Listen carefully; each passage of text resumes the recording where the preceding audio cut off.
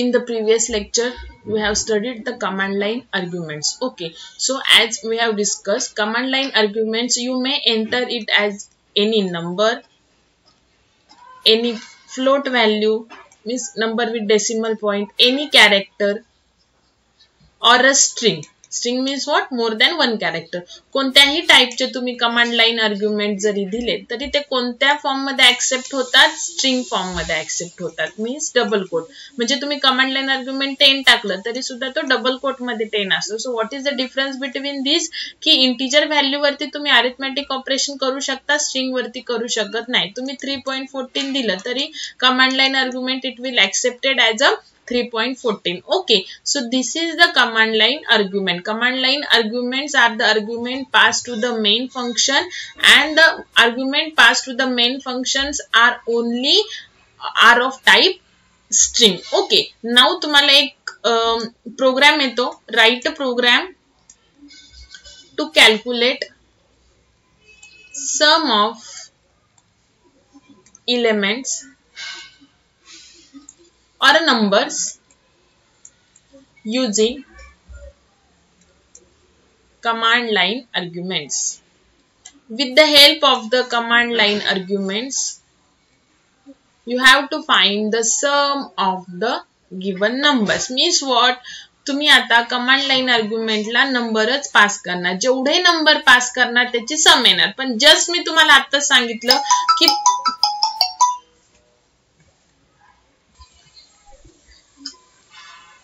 तुम्हाला मी जस्ट सांगितलं की तुम्ही कमांड लाइन आर्ग्युमेंट जरी नंबर टाकले तरी पण ते स्ट्रिंग मध्ये येतात, आणि स्ट्रिंगची तर we cannot perform the sum directly. Okay, so पण करायचं तर आहेच की सम ऑफ इलेमेंट किंवा सम ऑफ नंबर जे तुम्ही कमांड लाईनना पाठवतात त्याची तुम्हाला काय करायचे? सम करायचे. So this is very important question. Why it is important? Because आपण आता सम करताना एक फंक्शन यूज करणार आहे, पार्स इंट फंक्शन. सो पार्स इंट फंक्शनचा तुम्हाला यूज होतो, तर तो यूज काय आहे तो हे आपल्याला याच्यामध्ये कळेल. ओके, आता फॉर एक्झाम्पल आपण लास्टला काय केलं, लास्ट लेक्चर मध्ये आता एक सम म्हणून मी एक क्लास घेते, पब्लिक स्टॅटिक व्हॉइड मेन. आता आपण लास्ट लेक्चर मध्ये काय केलं की आपण just command line argument print केले होते ॲरे ट्रॅव्हर्स करून, कशाने? फॉर लूपनी. ओके, सो तोच एकदा मी प्रोग्राम लिहिते. इथे आपण काय केलं तर फॉर, इथे डिक्लेअर केलं तरी चालतं, int I is equal to 0, I is less than args dot length. This is a array function to calculate the number of element in a array. Any array, whether it is a integer array, float array, character array or a string array, any array. आता हा जो array आहे हा string टाइपचा आहे. Okay, then I plus plus आपण काय केलं इथं SOP system dot out dot println आणि काय केलं args of I.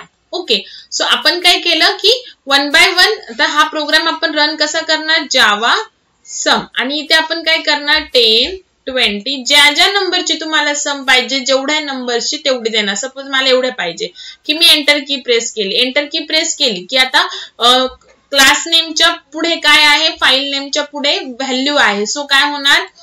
args of 0 मध्ये काय जाणार? 10, but it is a now string 10. Okay, args of 1 मध्ये काय जाणार? 20, args ऑफ 2 मध्ये काय जाणार? 30, args ऑफ 3 मध्ये काय जाणार? 40, and args ऑफ 4 मध्ये काय जाणार? 50. ओके, हे कळालं तुम्हाला? आता हे इथपर्यंत, आणि ह्यानी काय होणार आहे? ह्या लूपनी I 0 होणार. 0 is less than args dot length. Now number of elements किती आहेत? 5 आहेत टोटल. सो इथे काय येणार? Length function will return as a value 5. तुम्ही जेवढे आर्ग्युमेंट टाकणार बाय एंटर की प्रेस करायच्या आधी तेवढी इथे लेंथ येणार. ओके, सो इथे प्रिंट काय होणार? 10 args ऑफ 0. नंतर I किती होणार? 1 होणार. प्रिंट काय होणार? args ऑफ 1 दॅट इज 20 30 40 50 असं प्रिंट होणार. बट नाउ आता आपल्याला जस्ट हा प्रोग्राम आपण ऑलरेडी बघितला, आता आपल्याला प्रिंट नाही करायचं, आता आपल्याला काय करायचंय? सम करायची. तर आपण सम कशी करतो बघा. आता हा ॲरेच आहे की नाही, तर आपण C++ मध्ये बघितले sum of elements in array. तर आपण कसं करायचो? S is equal to S plus A of I असं करायचं. ओके, सो आपण आता हे रिप्लेस जर केलं इथे,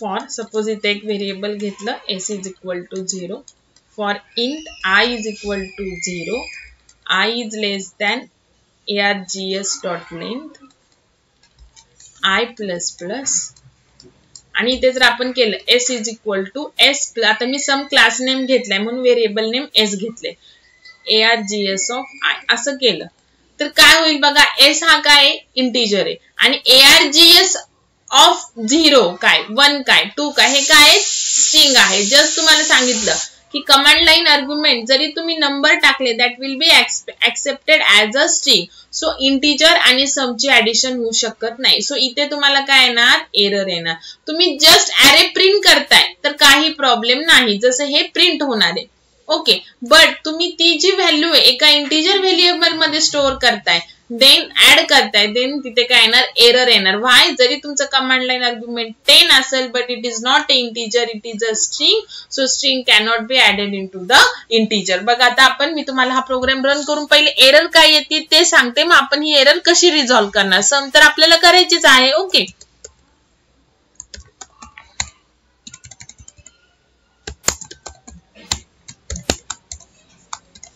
फॉन्ट साइज थोड़ी स्मॉल करते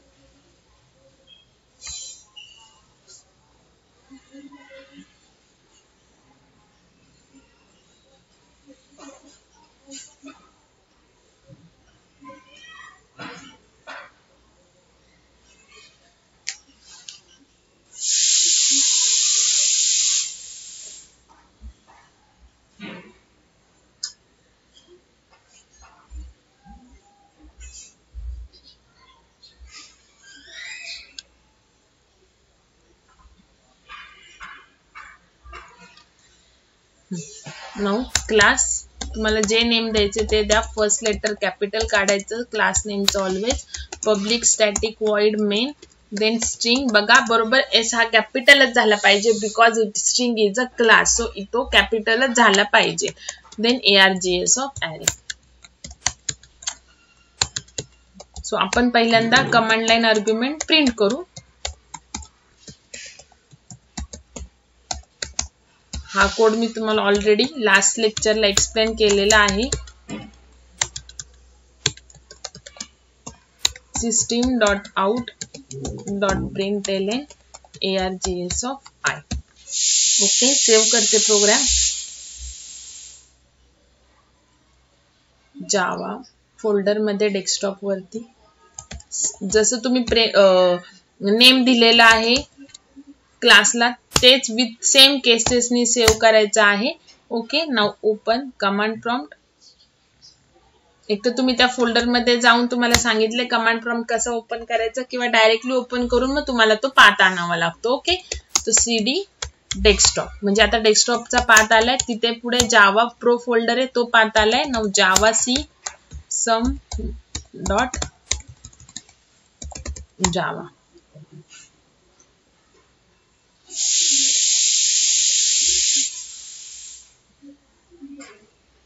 ओके नाउ जावा सम आता बघा ही व्हॅल्यूज येते इंटिजर ऑल कोणतेही नंबर तुम्ही देऊ शकता असं काही नाहीये की हेच द्यायचे आहे एंटर की प्रेस केली तर जस्ट डिस्प्ले झालं सो डिस्प्ले का झालं बिकॉज हे स्ट्रिंगच आहे आपण काय करतोय डिस्प्ले करतोय एरर कधी येईल जेव्हा आपण त्याला ऍड करू ओके नाउ बघा आता मी ते आता सम s इज इक्वल टू 0 केलं ओके आता मला डिस्प्ले तर ॲरे नाही करायचं मला सम डिस्प्ले करायचे now s is equal to s plus args of I this is our logic आणि लूप झाल्यानंतर आपण काय करतो प्रिंट करतो so sum is equal to आणि त्याच्या पुढे मला s ची व्हॅल्यू पाहिजे सो मी प्लस s केलं कॉन्कॅटिनेशन जो युजर डिफाईन मेसेज आहे तो डबल कोट मध्ये कंपाईल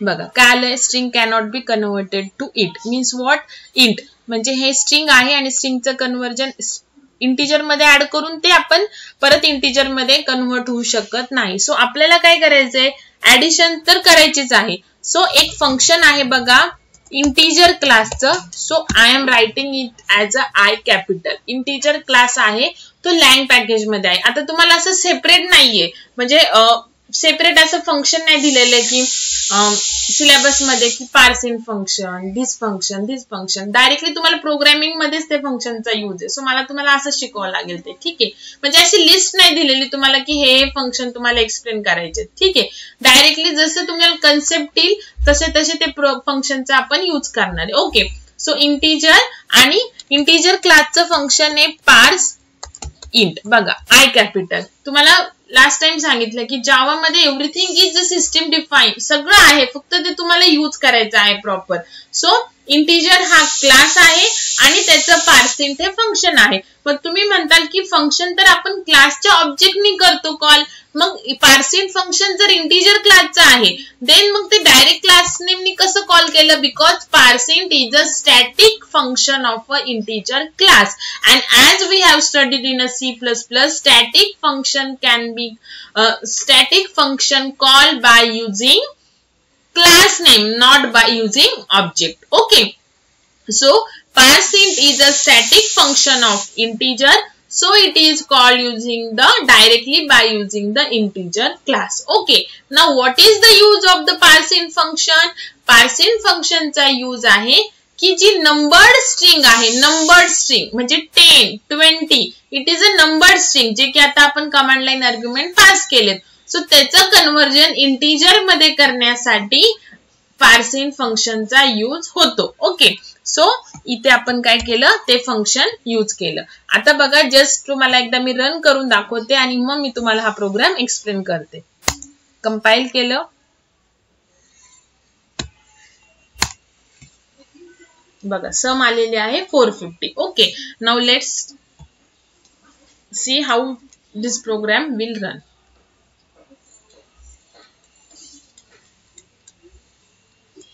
आता इथे असंच लिहिते, public static void main.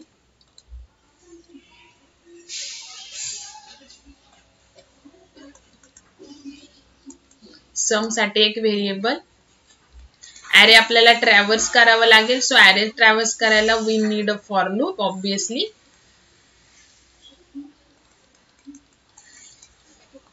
and just s is equal to s plus integer class आहे. सो आय कॅपिटल, पार्सिंट त्याचं फंक्शन आहे which is a static function of a integer class. So ते call केले directly using the class नेमनी आणि त्याला string पाठवली. So parseInt function काय करतं? जी गिव्हन नंबर्ड स्ट्रिंग आहे त्याचं कन्व्हर्जन इंटिजर मध्ये करतं. Loop complete system.out.println sum is equal to आणि त्याच्या पुढे आपल्याला सम पाहिजे, सो एस लिहिलं. Main complete, class complete. Concatenation साठी आपल्याला प्लस यूज करावा लागतो. ओके, नाव बघा कसं वर्क होतं. आता हा प्रोग्राम मी रन केला, जावा सम आणि ह्याच्या पुढे मी व्हॅल्यूज टाकल्या 5, 8, 9, 7, 6 आणि एंटर की प्रेस केली. ओके, सो ARGS ऑफ 0 मध्ये काय गेलं? डबल कोट मध्ये 5. ARGS ऑफ 1 मध्ये काय गेलं? 8. ओके, नाउ ARGS ऑफ 2 मध्ये काय गेला? 9. ओके, ARGS ऑफ 3 मध्ये 7. ARGS ऑफ 4 मध्ये 6. ओके, हे झालं. नाउ आता पुढे येणार कंपाइलर. एस किती होणार? 0. ओके, आय किती होणार? 0. 0 is less than ARGS dot length. Now here length will be number of elements in array 1, 2, 3, 4, 5. So 5. Condition true आहे. Now here s ची व्हॅल्यू काय? 0 प्लस आता इंटिजर डॉट पार्सिंट. सो आधी इथे, सो इथे ARGS of I ना, so ARGS of I किती? 0. So ARGS of 0 काय आहे? डबल कोट मध्ये 5. ओके, सो 5 चं कन्वर्जन कशामध्ये करणार? पार्सिंट फंक्शन इंटिजर मध्ये करणार, म्हणजे डबल कोट काढून टाकणार आणि त्याला इंटिजर मध्ये कन्वर्ट करणार. So 0 plus 5, 5 will be added to the s. Okay, now I किती होणार? 1 होणार. Okay, now 1 is less than 5, condition true. Now sum काय आहे? 5. सम काय आहे? 5. 5 प्लस ARGS ऑफ I किती आहे? 1. सो ARGS ऑफ 1 काय? डबल कोट मध्ये 8. So parseInt function will convert that numbered string into the integer. So 5 plus 8 13 save झाले S मध्ये. Okay, now next time I will be 2 is less than 5 condition true. Now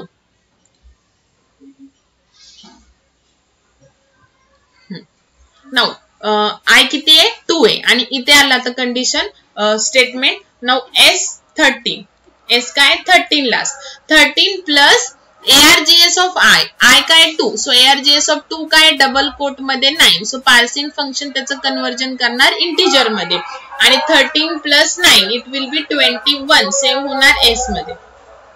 next time I किती होणार 3 होणार. 3 is less than 5 condition true. इथे आलो. आता S किती आहे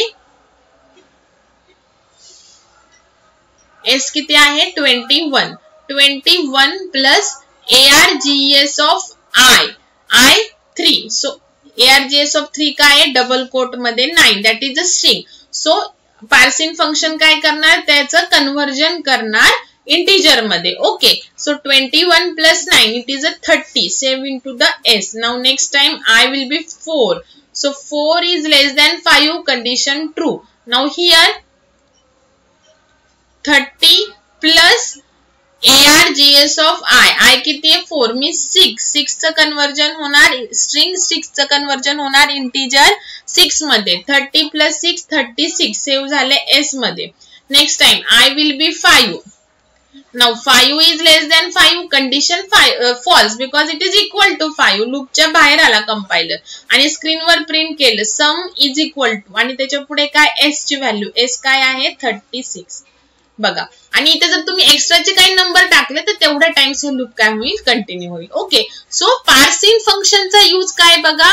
use of the parsing function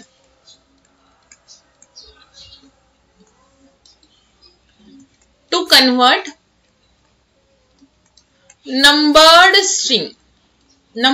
string into integer. आता numbered string means what? This is numbered string.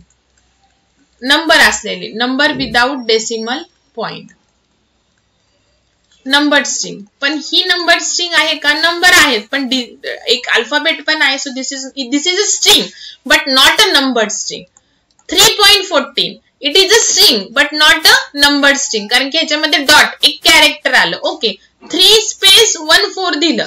It is a string but not a numbered string because इथे space आहे. Okay, so number string म्हणजे काय की double quote मध्ये string असेल आणि each character is a digit then only it is called as a numbered string. So numbered स्ट्रिंगचं conversion integer मध्ये होतं. आता जर तुम्ही असं केलं इंटिजर डॉट पार्स इंट आणि ब्रॅकेट मध्ये डबल कोट मध्ये टाकलं 1 2 3. So this is a number string. So ह्याचं कन्वर्जन सपोज मी एका व्हेरिएबल मध्ये स्टोअर केलं ए इंटिजर. सो इंटिजर क्लासचं parsing function will convert this integer string 1 2 3 to integer 1 2 3. Okay, but जर मी आता हे स्टेटमेंट लिहिलं बघा हे मी जे तुम्हाला एक्सप्लेन करते ना हे इंटरव्ह्यू पॉइंट ऑफ व्ह्यू नी करते. तुम्ही जर इंटरव्ह्यूला तुम्हाला विचारलं की what is the use of parsing function तर तुम्ही असं नाही म्हणणार की it is use to convert a string into the integer. Wrong. It is use to convert number string into the integer because number string आणि other string मध्ये difference आहे. आता जर आपण असं तुम्ही जर असं आन्सर दिलं की it is a use to convert a string into the integer मग ह्या स्ट्रिंगचं पण कन्वर्जन इंटिजर मध्ये व्हायला पाहिजे जसं ह्या स्ट्रिंगचं झालं. ओके, बट इथे तुम्हाला एक्सेप्शन येणार रन टाइम एरर येणार. Why? Because it is a string but it is not a numbered string because this string contains 1 alphabet. Okay, all digits पाहिजे. सो इथे एरर येणार पण इथे हे वर्क होणार. Why? Because it is a numbered string. Okay, so ह्या झाला difference. Okay, जरी तुम्ही इथे 3.14 कन्वर्ट करायला दिले इंटिजर डॉट पार्सिंगला तरी पण एरर येणार because dot is a another character. Okay, ते डिजिट मध्ये येत नाही. Okay, so parsing function it is use to convert only the number string into the integer. Okay, this is a interview type of question. Okay, now parsing function is a static function. Parsing function is a static function of which class? Integer class.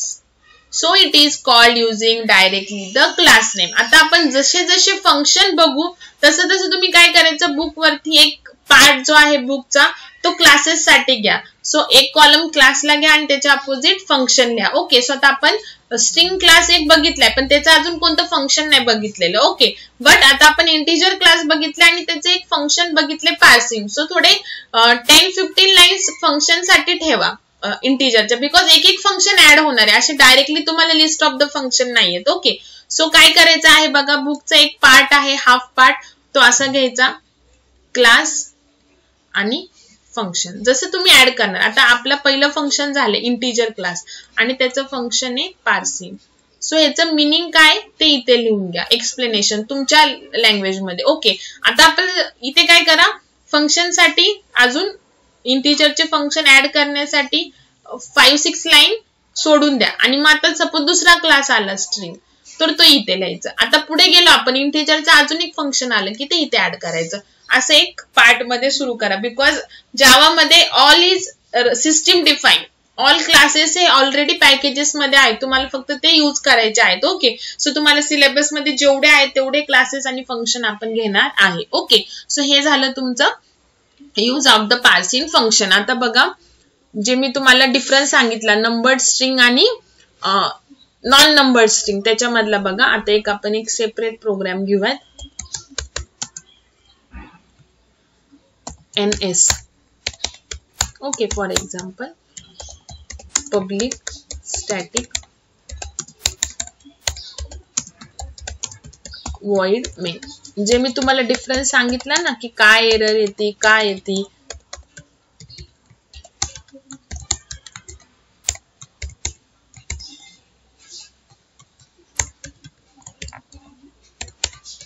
int a is equal to integer dot parse int. आता इथे आपण पहिले double quote मध्ये एक number pass करू, system dot out dot println a ची value print करू. Okay, save केलं, ns dot java all files.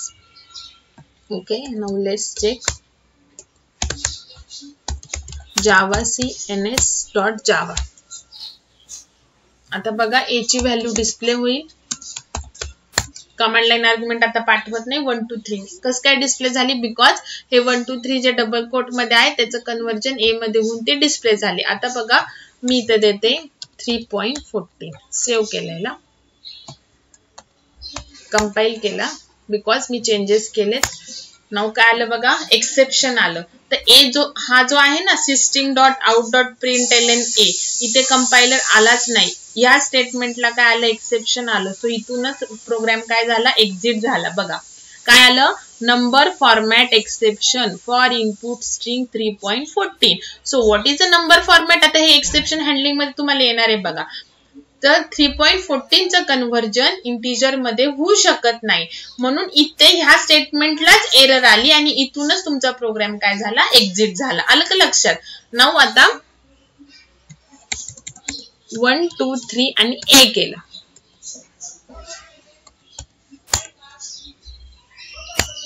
बघा again number format. So this is a difference between a numbered string and a non numbered string. So parsing फंक्शनचा नेहमी use काय सांगायचा, असं नाही सांगायचं की to convert the string into the integer. तुम्हाला कॉलेजमध्ये असंच एक सांगतील बघा, पार्सिंगचा यूज सांगतील की to convert the number string into the number. तर मग स्ट्रिंग तर 1 2 3 पण आहे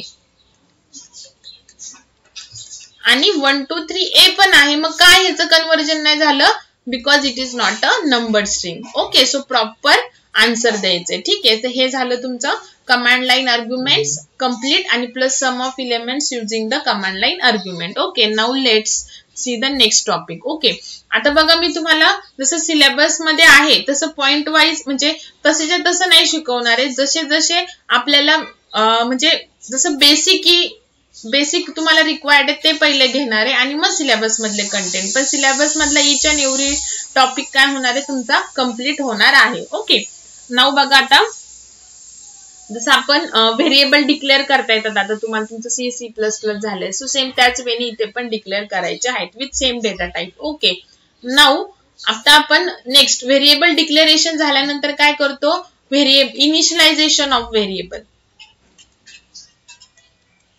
इनिशियलायझेशन ऑफ व्हेरिएबल. बघा आता आपल्याला प्रोग्राम्स करायचे आहेत पुढे लूपचे, इफचे, अरेचे. सो त्याच्यासाठी आपल्याला व्हॅल्यू घ्यावी लागते ना व्हेरिएबलची. सो हा जरी पॉइंट तुम्हाला सिलेबस मध्ये नाहीये बघा, how to initialize the variable run time, तरी पण मी तो तुम्हाला घेते. व्हाय? बिकॉज आपल्याला तो प्रोग्राम मध्ये यूज करायचा आहे. Okay, so initialization of the variables तुम्हाला माहितीये काय, assigning values to the variable.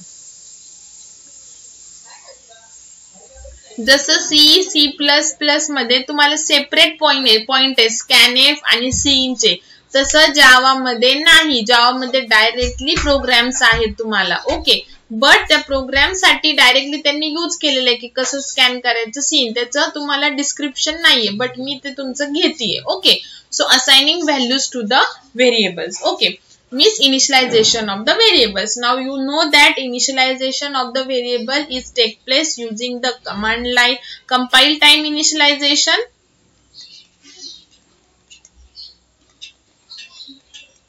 and runtime initialization. Okay, so compile time तुम्हाला माहिती आहे की जेव्हा प्रोग्राम कंपाइल होतो at that time the value of the variable is stored in a memory block associated to that variable. Okay, आणि runtime means what, की program run केल्यानंतर तुम्ही runtime व्हॅल्यू देणार आणि मग ती व्हॅल्यू मेमरी ब्लॉक मध्ये जाणार. फॉर एक्झाम्पल कंपाइल टाइम कसं करतो आपण, a is equal to suppose 10. तर प्रोग्राम जेव्हा तुम्ही कंपाइल करणार तेव्हाच a साठी एक मेमरी ब्लॉक असाइन होणार आणि त्याच्यामध्ये व्हॅल्यू 10 जाणार. ओके, नाउ हे झालं तुमचं कंपाइल टाइम इनिशियलायझेशन. ओके, आणि run time means what, program run केल्यानंतर, नॉट द कंपाइल केल्यानंतर. ओके, आता जावा मध्ये जे इंटिजर टाइपचं व्हेरिएबल आहे त्याला 4 बाइट ऑफ मेमरी असते, कॅर टाइपला 2 बाइट मेमरी असते, फ्लोटला 8 बाइट ऑफ मेमरी असते. ओके, म्हणजे CPP पेक्षा जास्त मेमरी. आलं का लक्षात? ठीक आहे, ते हे लक्षात ठेवा. तर हे झालं तुमचं compile time initialization. But the most important आपण प्रोग्राम मध्ये यूज करतो ते, जसं आपण CPP मध्ये सीन नी करायचो, सी मध्ये स्कॅनएफ नी करायचो, रन टाइम इनिशियलायझेशन. हेच आपण इच अँड एव्हरी प्रोग्राम मध्ये काय करतो, यूज करतो. Okay, so let's see run time initialization. So as Java is purely object oriented, so for each concept there is a class. Okay, so for the runtime initialization we are using a scanner class. Which class? Scanner class. Scanner class आहे, so SP capital काढलेला आहे. Okay, and this class is in util package. Util package means which package? Utility package. util package. Okay, now lang string class, integer class जे आपण दोन बघितले ते lang package मध्ये असतात आणि lang package by default imported असतं, हे मी तुम्हाला सांगितलेलं आहे. Okay, but util package is not by default imported. So for using the scanner class you need to import the util package. Okay, now for the runtime initialization of the variable we need a scanner class of the util package. So जे तुम्ही column केलेले आहेत त्याच्यामध्ये आता scanner class add करायचा आहे आणि scanner क्लासचे फंक्शन्स आहेत बघा, to read the integer value व्हेरिएबलची रीड करण्यासाठी तुम्ही यूज करणारे स्कॅनर क्लासचं फंक्शन नेक्स्ट इंट. ओके, आता बघा जसं मी तुम्हाला क्लास नेम साठी एक स्टँडर्ड रूल सांगितलं की 1 कॅरेक्टरचं जर क्लास नेम असेल तर ते लेटर कॅपिटल लिहायचं, 1 वर्डचं जर क्लास नेम असेल तर फर्स्ट लेटर त्या वर्डचं कॅपिटल लिहायचं आणि मल्टिपल वर्डचं जर क्लास नेम असेल तर ईच वर्डचं फर्स्ट लेटर कॅपिटल लिहायचं. हे तुमचे झाले क्लासचे रूल. नाउ द मेथड्सचे रूल. मेथड्स मीन्स व्हॉट, फंक्शनचे रूल. ओके, सो मेथड तर 1 कॅरेक्टरची नसतेच, मेथड 1 वर्डची असेल. जर मेथड और फंक्शन जर 1 वर्डचा असेल तर all letters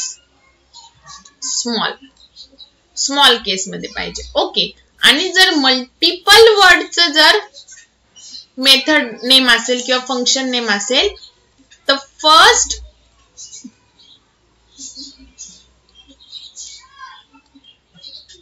characters of first word, all characters of first word small मध्ये पाहिजे आणि नेक्स्ट वर्ड जे असेल त्याचं फर्स्ट कॅरेक्टर जे आहे ते काय पाहिजे कॅपिटल. बघा आता क्लास नेमचं कसं असतं की मल्टिपल वर्डचं जर असेल तर इच वर्डचं फर्स्ट कॅरेक्टर काय असतं कॅपिटल असतं. फॉर एक्झाम्पल हा क्लास आहे system define data input stream, ह्याचा यूज आपण नंतरच्या चॅप्टर मध्ये बघणार आहे. सो मल्टिपल वर्डचा आहे इच वर्डचं फर्स्ट लेटर कॅपिटल आणि एकाच वर्डचा जर क्लास नेम असेल तर first letter capital. Okay now method. तर एक मेथड आहे बघा लेंथ मेथड आपण बघितली. तर लेंथ ही एकाच वर्डची मेथड आहे. सो वन वर्डची असेल तर ऑल लेटर स्मॉल केस मध्ये पाहिजे. ओके नाउ आपण पार्सिंट बघितली मेथड. तर मी आय कॅपिटल काढला होता काय बिकॉज त्याच्यामध्ये हा रूल फॉलो करतात. मल्टिपल वर्डचे आहेत 2 वर्ड्स आहेत. So all characters of the first word small पाहिजे. फर्स्ट वर्डचे ऑल स्मॉल पाहिजे आणि नेक्स्ट जसे वर्ड्स ऍड होतील तसं फर्स्ट कॅरेक्टर कॅपिटल पाहिजे. सो आय काय झाला कॅपिटल. तसंच आता हे नेक्स्टिंट हे फंक्शन आहे मेथड आहे 2 वर्डची.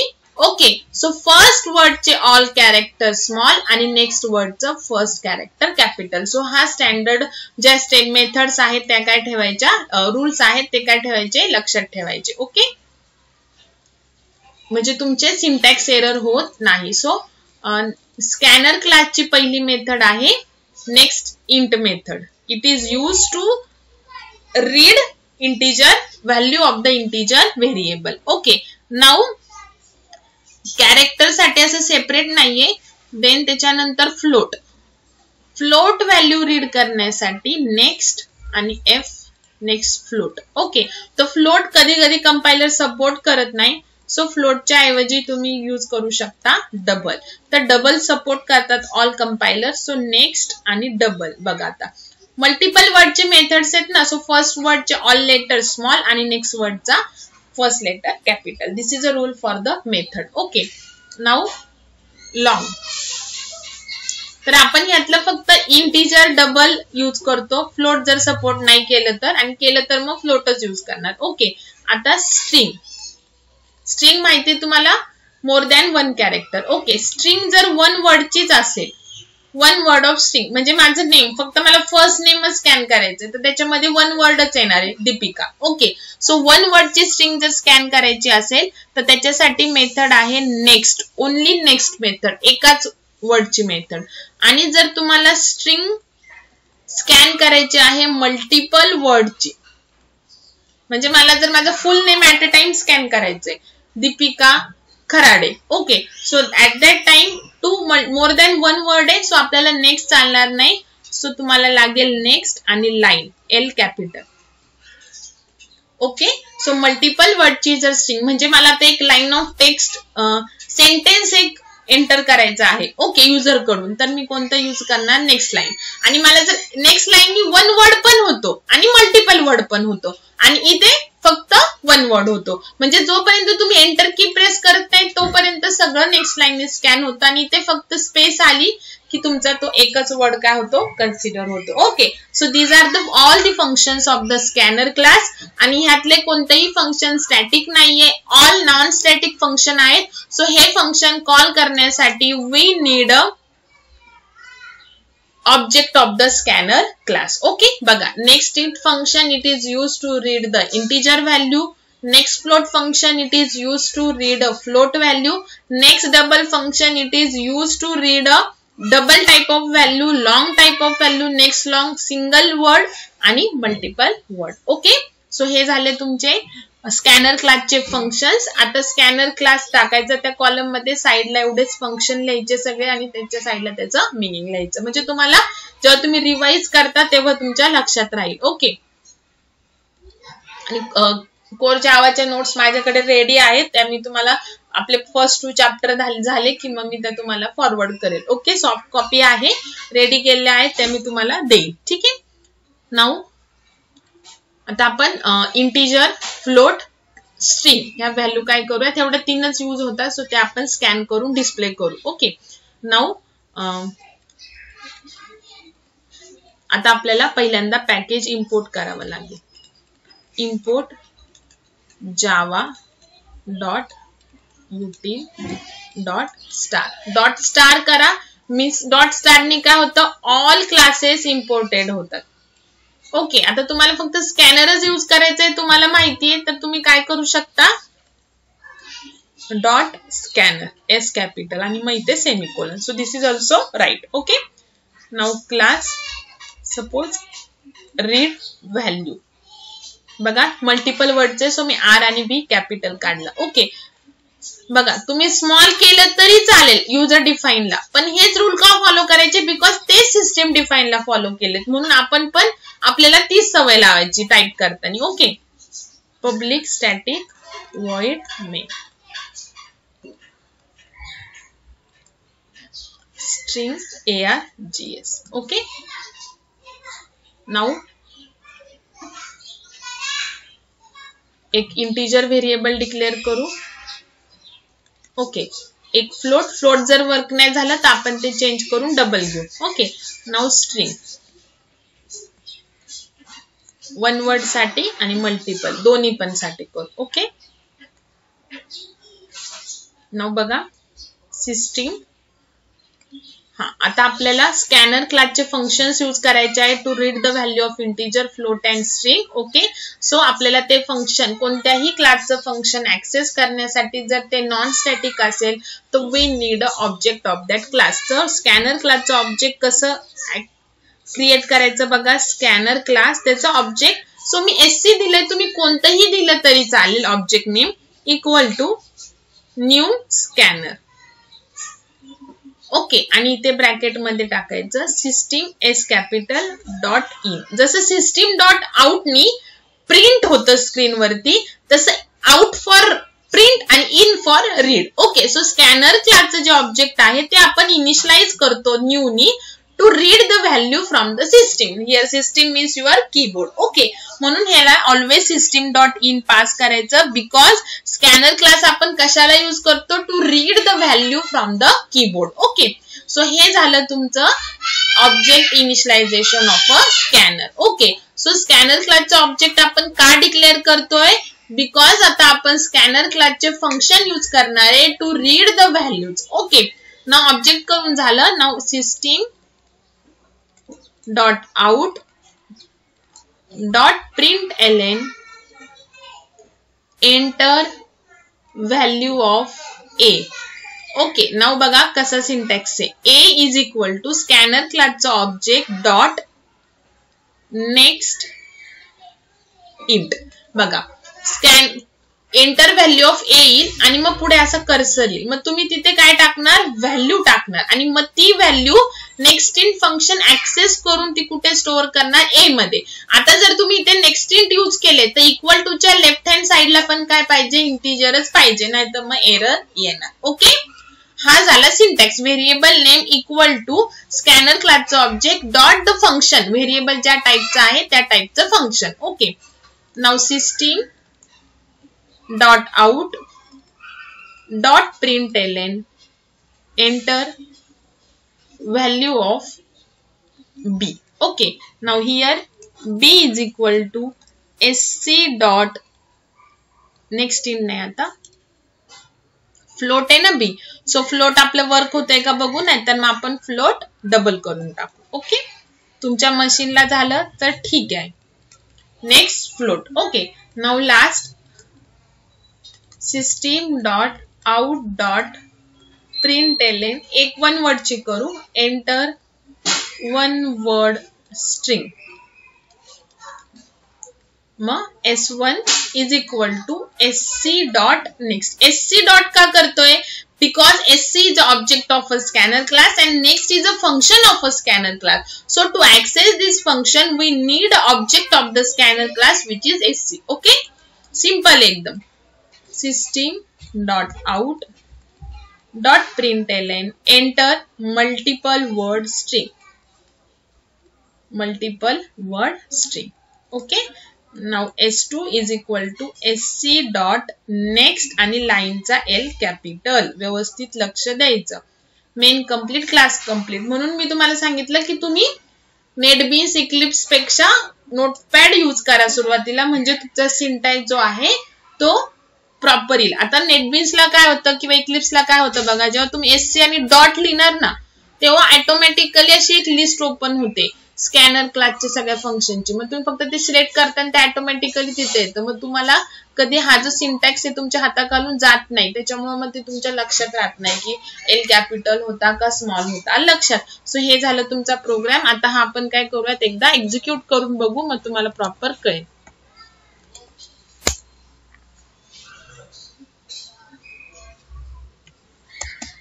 सो पहिले करणार Java dot util dot scanner pack. Okay. Now class read values, then public static void main string args. Okay, now declare variables of different type. String, suppose s1 s2. Okay, now declare the object of the scanner class. Why? Because we need the functions of a scanner class to read the value, so we need object to call that function. Okay, त्याला always system dot in का pass करायचं, because त्या ऑब्जेक्टने आपण value काय करणार आहे, read करणार आहे. आणि इन फॉर रीड आणि out for display. Okay, now system dot out dot println enter value of a. Okay, now a is equal to sc dot next int. Same आता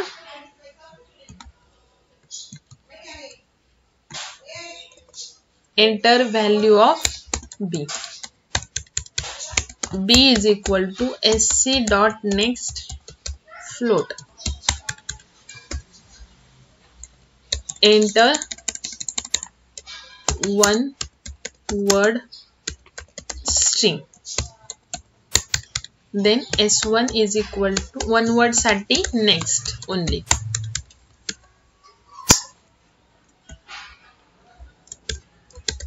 System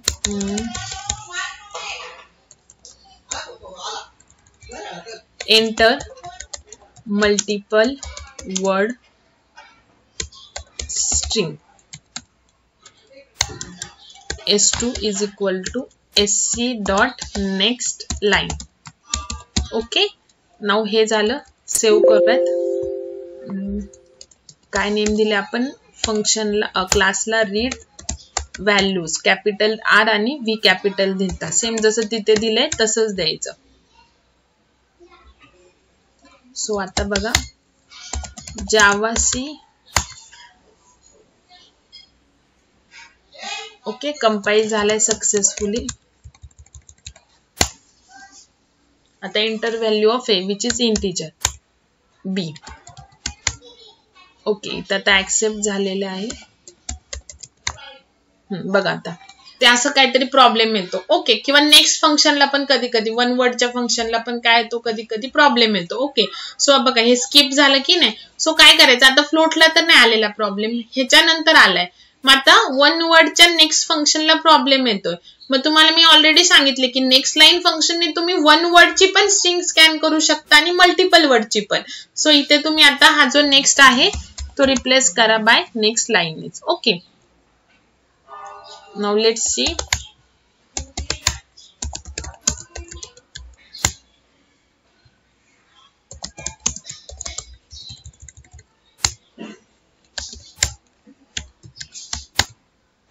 बघा आता म्हणजे फ्लोटला पण आता प्रॉब्लेम यायला लागला. So replace it by using the double. फ्लोटला येतोच प्रॉब्लेम. सो इथे आता येईल double. Okay, now let's check. Now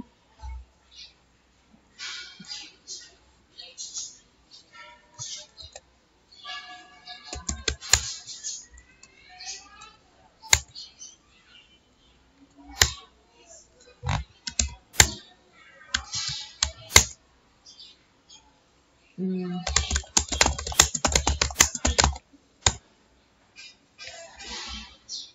आहे, आता वन वर्डलाच फक्त प्रॉब्लेम येतोय आपल्या. ठीक आहे, मी हे काढून टाकते, मग नंतर इथे वन वर्ड करून बघूयात. एंटर.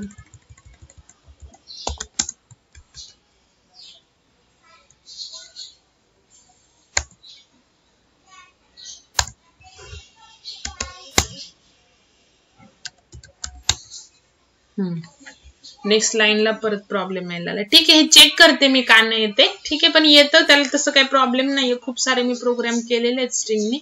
मी चेक करते इथे का नाही येते. एखाद्याच तुमच्या मशीन वरती येणार पण नाही. ठीक आहे, मी चेक करते. फक्त काय होतं की आपल्याला स्ट्रिंग स्कॅन होते. ठीक आहे, आता आपल्याला डिस्प्ले करायचं आहे. आपण हे सध्या काढून टाकूयात, वर्क नाही होते तर मी चेक करते.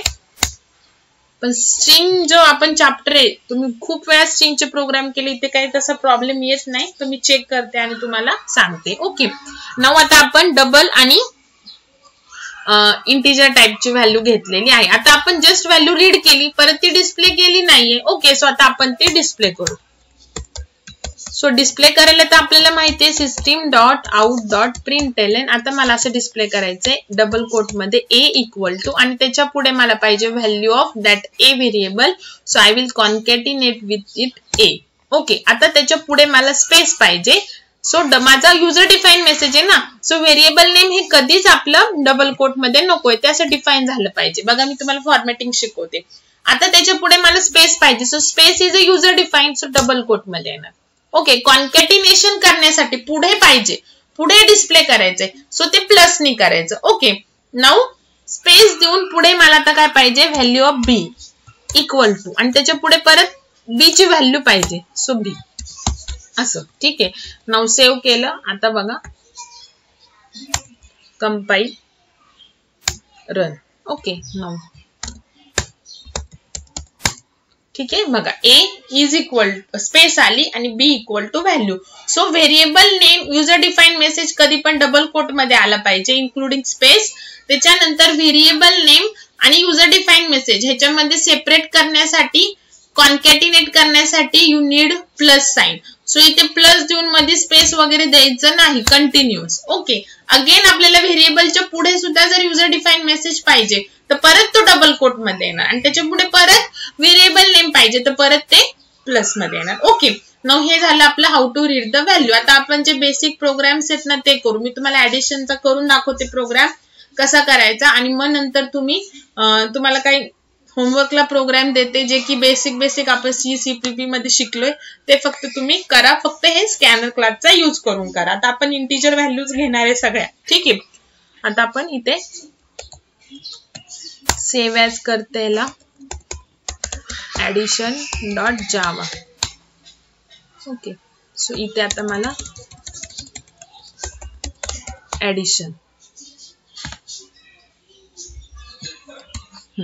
बघा. आता ऍडिशन ऑफ 2 नंबर्स करायला we need 3 integer variable. Now scanner क्लासचा ऑब्जेक्ट, बिकॉज आता आपण व्हॅल्यू युजर कडून घेणार आहे.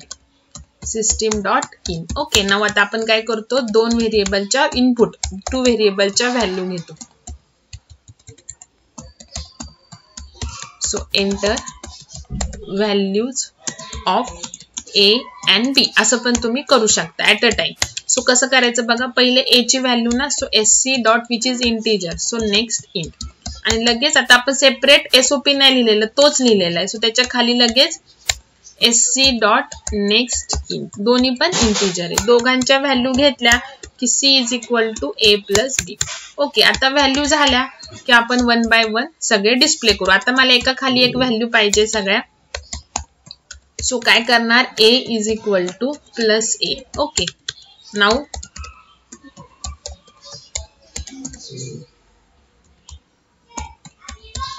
बी is equal to plus B.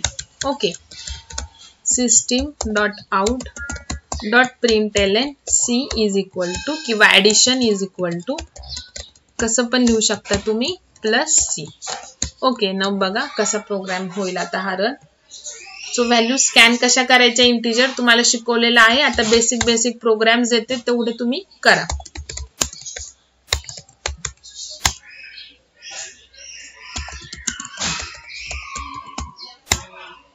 30 40. Okay बघा, ठीक आहे. आता एका खाली एक. आता मला एका समोरासमोर पाहिजे. a is equal to 30 space देऊन b इज इक्वल टू 30 एका लाईन मध्येच पाहिजे आणि स्पेस देऊन ऍडिशन इज इक्वल टू 30. तर कसं करणार बघा. आता प्रिंट एलएन तुम्हाला माहिती आहे ऑटोमॅटिकली न्यू लाईनला कर्सर येतं. आता इथे मी प्लस करून पुढे मला स्पेस देऊन b is equal to b ची व्हॅल्यू, परत मला युजर डिफाईन टाकायचं आहे आणि स्पेस देऊन ऍडिशन इक्वल टू परत c ची व्हॅल्यू. बस बघा, व्हेरिएबल नेम फक्त डबल कोट मध्ये आले नाही पाहिजे आणि युजर डिफाईन मेसेज आणि व्हेरिएबल कॉन्कॅटिनेट करण्यासाठी प्लस साइन द्यायचं आहे. ओके, प्लस साइन द्यायचंय, बाकी दुसरं कोणतंही नाही.